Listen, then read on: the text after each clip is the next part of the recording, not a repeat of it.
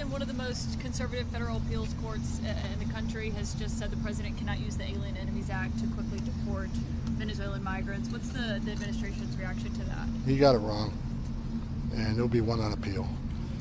You don't need to be a time of war to do the Alien Enemies Act. It needs to be an incursion, a predatory incursion, which I think occurred. There's numerous intelligence reports, you can look them up, FBI intelligence reports, intelligence community, that TDA is directly involved with the Maduro regime. They came here, they committed murders, they pushed drugs that killed thousands of Americans. They committed violent acts in cities and unsettled the cities. So I think they got it wrong, we'll win on appeal. Even with that Bush appointee on the court saying that basically this doesn't constitute a country encouraging its residents to enter the country illegally? He's wrong, he got it wrong. We'll win on appeal. The president today previewed sort of a law enforcement action in New Orleans. Is that an immigration related? Pardon me? The president today previewed law enforcement actions in New Orleans, similar to what might happen in Chicago. Is that going to be immigration related? Yes, we're going to be immigration enforcement. I mean, that's what I'm involved in, right? So, you know, the president said weeks ago, I said weeks ago, that with sanctuary cities, how we're going to address it, we're going to flood the zone. We got 10,000 more agents coming on, we're going to flood the zone. We don't have a problem, a biggest problem in like Florida, where every sheriff and chief's working with us, or Texas. So where we're going to send our additional resources to sanctuary cities. Why? Because we know there's a problem there. We know for a fact they're releasing illegal alien public safety threats to the streets every day. So we're going to send the boots on the ground to the places that we know there's a problem. Address the biggest problems first, and that's your biggest cities, or sanctuary cities. Whether it's New York, Chicago, Los Angeles, Portland, Seattle. I mean, they're sanctuary cities, and we're going to flood the zone. Sanctuary cities, I've said it 1,000 times, they're going to get exactly what they don't want. More agents in the communities and more worksite enforcement. If they won't let us arrest a bad guy in the safety and security of a county jail, where it's safer for the agent, safer for the alien, certainly safer for the community. If they're going to release them back in the community, then we got to send a whole team to look for that person, which they release a lot of people, want to send a lot of teams. If we can't find them in the community, then we'll find them at the work site. And when we go in the community, I want to make this clear, because sanctuary cities, again, will get something they don't want. When we find a bad person, and we will, if they're with others that aren't a criminal threat, but they're in the country illegally, they're coming too. So more collateral arrests are going to occur in sanctuary cities because you forced us into the community. When can the jurisdictions expect you guys to flood the zone? It's coming. I mean, I don't want to get too specific because we don't want to give them too much heads up, but it's coming. It's we've already started adding resources in some sanctuary cities, but operations are being planned, and it's coming. And look, it's the right thing to do. Remember after the election, Brandon Johnson said I wasn't welcome in Chicago. Guess what? The first place I went was Chicago. And I kicked off an operation there. And the first day, we arrested like 9 TDA members. We arrested like 7 or 9 child sexual predators. We arrested 2 illegal aliens that had homicide convictions walking the street. We arrested TDA members that were selling pistols with the switch, which means the pistol's all fully automatic now.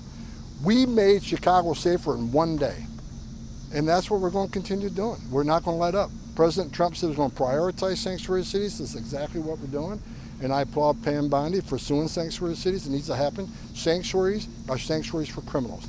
They're not sanctuaries for law-abiding Americans. It doesn't help to have a sanctuary city, because that's where the highest crime rates usually are. When is that going to begin, the immigration surge in Chicago, enforcement surge? We'll see. And in terms of the executive order that was signed by the Chicago mayor ordering their police not to collaborate with... If the mayor don't want to help make his city safer, then get out of the way. We'll do it for him. If they want to, for any elected mayor that doesn't want to help make his city safer, now I'm not saying every illegal alien is a criminal, public safety threat, but many are. And for any mayor who says, no, I'm not going to work with feds to make my streets safer, is ignorant.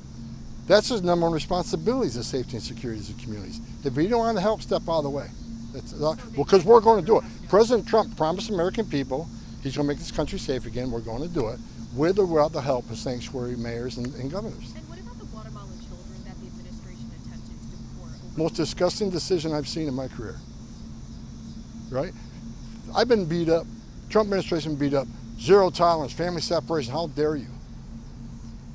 And all these media stories that attacked us. Where's the media stories on 500,000 children being smuggled in this country, taken out of their families' hands, put in the hands of criminal cartels to be smuggled in the country?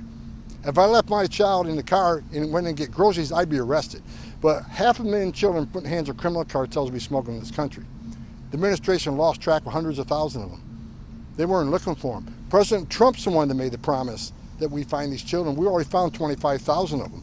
As far as Guatemala, you got children that want to be with their parents. You got parents that want their children. You got Guatemala and the United States government meetings say that's the right thing to do. And now people are stopping us from reuniting the child with the parent? Disgusting. But what about the attorneys who say that those children feared returning? And that they Fear returning to their parents?